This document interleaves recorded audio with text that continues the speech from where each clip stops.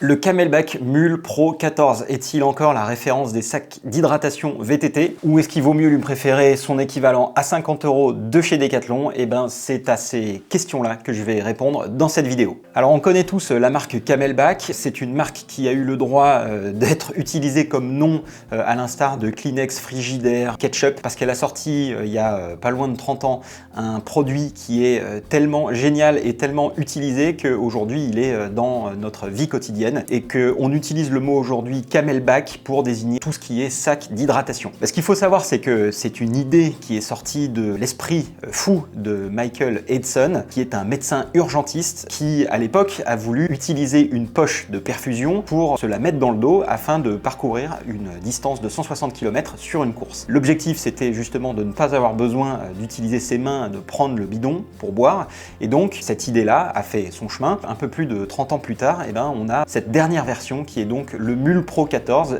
que je me suis procuré auprès de CamelBak pour pouvoir voir ce que la marque donnait aujourd'hui avec ce sac et si c'était toujours une référence. Parce qu'en fait, depuis ses débuts, la marque a un petit peu fait des hauts et des bas. Donc évidemment, elle s'est développée, elle a été la première sur ce marché de l'hydratation, puis il y a eu une concurrence qui s'est mise en place, et donc cette concurrence a été assez féroce, et puis en elle-même, la marque CamelBak a été reprise par différents investisseurs qui lui ont donné des trajectoires un petit peu différentes, ce qui a donné donc les hauts et les bas dont je parlais juste avant. Donc ces dernières années, on sent que la marque est un peu plus stable. Justement, j'ai profité de l'occasion d'avoir quelques contacts chez CamelBak pour tester ce sac et puis donc le comparer à la référence de chez Decathlon, donc la marque Rockrider, qui elle vaut 50 €, donc c'est vraiment un prix super accessible, comme tous les produits de chez Decathlon d'ailleurs, alors que le CamelBak Mule Pro 14, lui, fait un peu plus de 110 €, 115 € sur ProBike ou Alltrix. Donc je vais étudier dans le détail un petit peu les différences entre les deux sacs, et puis vous permettre de voir si, en fait, ça vaut le coup de mettre 40 € de plus dans un CamelBak versus le Decathlon. Et donc, on va commencer tout de suite avec le CamelBak Mule Pro 14. Le Mule, pour rappel, c'est véritablement le sac référence de la marque CamelBak, puisque c'est le sac qui est central dans la gamme et qui a évolué tout au long de ces années. Donc là, on a véritablement la dernière version, et donc, bon voilà, on va s'y intéresser. Ce qu'on voit déjà, c'est que c'est un sac qui est, on va dire, relativement sobre. On enlève un peu les couleurs flashy qu'on a pu voir ces dernières années. Donc noir, avec un tissu qui est sobre, qui a l'air vraiment technique. L'impression qu'on a tout de suite quand on l'a entre les mains, c'est qu'on a un produit qui est assez sérieux. C'est un sac qui est assez rigide, on sent qu'il y a un petit peu de rigidité. Le tissu est vraiment technique, assez sympa, agréable au toucher. Donc ça, c'est pour la version devant. Et puis pour la version derrière, en fait, on a ce dos qui est ventilé avec ce filet ici qui permet de faciliter la circulation d'air et avec ces mousses qui sont également aérées. Les bretelles et les sangles abdominales qui sont également aérées. Et en fait, c'est cette impression qui se dégage, c'est tout de suite qu'on a un sac qui est technique, de bonne facture, on va dire, c'est assez sérieux comme produit. Vraiment une bonne impression, confiance, sérieux, technique, on aime bien. Alors de l'autre côté, du coup, on a le sac de chez Decathlon, lui aussi assez sobre, pas de couleur flashy ni rien.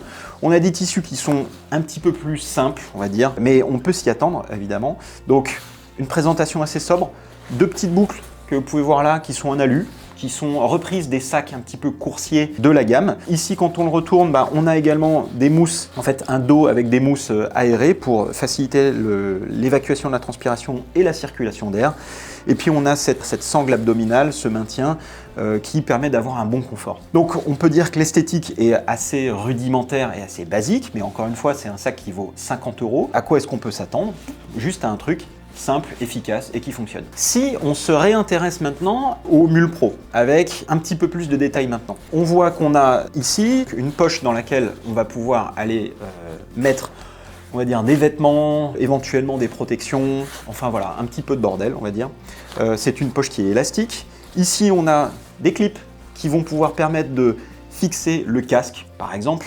Ici, on a les sangles qui généralement permettent de mettre une veste ou plutôt des genouillères. En règle générale, c'est ça qu'on utilise pour mettre des genouillères. Ici, on a un clip, enfin, il y a un passage pour mettre le clip lumière. Si on va un tout petit peu plus dans le détail, là, on a une poche dans laquelle on voit qu'on a un tissu qui est rembourré, on a un tissu doux dans lequel on va pouvoir venir mettre des lunettes, un téléphone, etc. pour protéger un peu tout ça. Ici, on va avoir une poche dans laquelle on imagine pouvoir mettre nos papiers, objets de valeur, etc. Plutôt fin, hein, vaut mieux éviter de mettre des gros trucs, mais donc c'est plutôt papier, portefeuille, etc.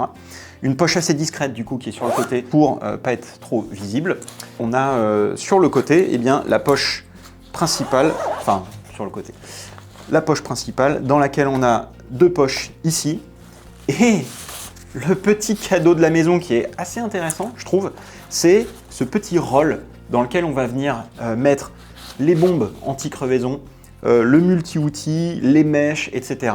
Et en fait, on s'y attend pas forcément, on n'attendait pas un cadeau de la part de Camelback, même si évidemment c'est pas tout à fait un cadeau, mais ça fait les bonnes surprises et on voit que les gens ont pensé véritablement à une utilisation VTT. Ils ont poussé la réflexion encore un tout petit peu plus loin puisque on voit qu'ici, on a une poche dans laquelle, petite étiquette batterie. Donc on imagine qu'on va pouvoir mettre une batterie. C'est le cas, hein, on a essayé, ça marche plutôt bien. Il ne faut pas une grosse batterie, même si une 700 Wh passe, et donc voilà. Donc on imagine aussi qu'il ne faut pas non plus mettre trop d'affaires dedans pour pouvoir mettre la batterie. Ce qui finalement pose la question de savoir si on fait une sortie suffisamment longue pour avoir besoin de mettre une batterie et qu'on ne peut pas mettre beaucoup d'eau ou beaucoup d'outils, d'affaires, etc. Est-ce qu'on a véritablement l'intérêt à mettre une batterie dedans? Je vous laisse réfléchir là-dessus. Une fois qu'on a ça, en fait, on a cette poche principale qui est assez bien faite, et bien en fait de l'autre côté, on va avoir, oulala, regardez, petite tirette bleue. Mais qu'est-ce que ça peut bien vouloir dire? Alors, je suis pas spécialiste en marketing ni en couleurs, etc. Mais j'ai l'impression que ça doit pouvoir vouloir dire que dans cette poche, on va pouvoir mettre de l'eau. Donc on va tirer cette petite poche. Et là, en fait, c'est assez intéressant puisqu'on va avoir le compartiment pour la poche à eau qui donc va plutôt s'ouvrir sur le côté. C'est assez malin, c'est plutôt pratique. Et donc en fait, c'est pas que c'est nouveau, mais disons que c'est intéressant d'avoir plutôt cette approche. Intéressons-nous à la poche en elle-même, justement. Elle a quand même bien évolué ces dernières années. Là, on a la dernière version qui est la version, le modèle qu'on appelle Crux, voilà, et donc qui est une poche qui, d'une part, est fournie, qui est intéressant, vous allez le voir par rapport au Décathlon. C'est une poche qui bénéficie d'une ouverture plutôt large, dans laquelle on va pouvoir mettre la main pour nettoyer la poche, qui est assez intéressant. Aussi, ça, comme vous voyez, c'est plutôt pas mal pour pouvoir remplir le sac. Ici, la fermeture en à peine un tour. En fait, on a le réservoir qui est fermé et puis on a donc le connecteur en fait qui est assez pratique. Bon, c'est encore une fois, c'est pas nouveau, mais c'est toujours appréciable de l'avoir. Et un détail qui est assez intéressant, c'est, vous voyez là, qu'il y a là, en fait, ça permet à la poche d'être gonflée sans être difforme. Vous voyez? Donc en fait, quand je vais appuyer là, en fait, la poche, elle va pas changer de forme. Et c'est super pratique quand il s'agit de la mettre dans le sac, de la remplir et même d'avoir un volume dans le sac pour éviter d'avoir tout le volume en bas ou tout le volume en haut. Et donc du coup ce que ça donne, c'est que quand on a la poche dans le sac et qu'on veut mettre la poche dans le sac, et bien en fait on va avoir la poche qui rentre dans le sac sur toute la longueur et qui ne vient pas gonfler le sac ici ou le gonfler ici. Donc voilà, et on va pouvoir fermer la poche en fait, voilà, ici, et avoir notre forme de sac qui reste intacte. Et donc ça, c'est quand même plutôt pratique. Alors si on s'intéresse maintenant au modèle de chez Rockrider, quand on rentre un petit peu plus dans le détail, on a donc cette poche ici qui manifestement est résistante à la pluie, on va dire, dans une certaine limite évidemment, puisque le tissu semble être imperméable. Ensuite, donc on a ces petites boucles là qui vont servir à attacher le casque, avec cette poche donc, dans laquelle on va mettre, pareil, les protections, les vêtements, etc. Ici, on a donc la poche principale, on va dire, où on va pouvoir mettre les outils, la pompe, etc. Tous ces petits trucs. Ici, on a une petite poche dans laquelle on va mettre le téléphone, le portefeuille, etc. Ici, le clip lumière, évidemment. Et une petite surprise qu'on voit ici, regardez. Une poche dans laquelle on a le couvre-sac, en fait. Donc, le couvre-sac, vous voyez, il est fluo en plus, on le voit bien, il est top. Et donc ça, c'est le petit plus Periglioni que nous apportent nos amis de chez Rockrider. Donc, c'est plutôt bien pensé. Et là, donc, on arrive à la poche principale. On va dire la poche principale dans laquelle on va mettre les gros volumes et la poche à eau. À noter que dans ce sac Rockrider, en fait, on n'a pas la poche à eau. Donc, il vous faudra débourser 14 € de plus pour avoir la poche à eau. Et donc, du coup, ça vous fait un total de 64 € seulement pour avoir la voie de téléachat, pour avoir donc le sac et la poche. Ici, on a donc un petit trou qui permet de passer le tuyau dans l'autre côté du sac avec la petite boucle qui permet de maintenir. On a ça, on a nos petites boucles et donc de l'autre côté, on va avoir nos bretelles avec la petite boucle ici, boucle assez classique comme vous pouvez le voir, et ici la boucle ventrale qui elle aussi est assez basique. Une petite poche sur le côté, comme on a dit, des mousses aérées qui évacuent la transpiration, et voilà. Donc globalement un sac assez basique, mais plutôt bien pensé, bien fait, avec tout ce qu'on peut attendre d'un sac d'hydratation. Pas de fioritures, voilà, c'est vraiment très classique, mais lorsqu'on met 50 € dans un sac, et en fait, quand on achète un sac comme ça, on en a pour son argent. Maintenant encore quelques derniers petits détails en fait sur le sac CamelBak Mule Pro 14. On a donc parlé du dos, etc. Il y a un détail que je ne vous ai pas encore montré, c'est que, ce sac peut accueillir une dorsale. En fait, c'est une dorsale qui est vendue en option, mais c'est une dorsale homologuée niveau 2, qui offre un bon niveau de protection. Ce qui est intéressant, c'est que le Mule Pro 14 est doté d'un emplacement dans lequel on va pouvoir venir loger cette protection.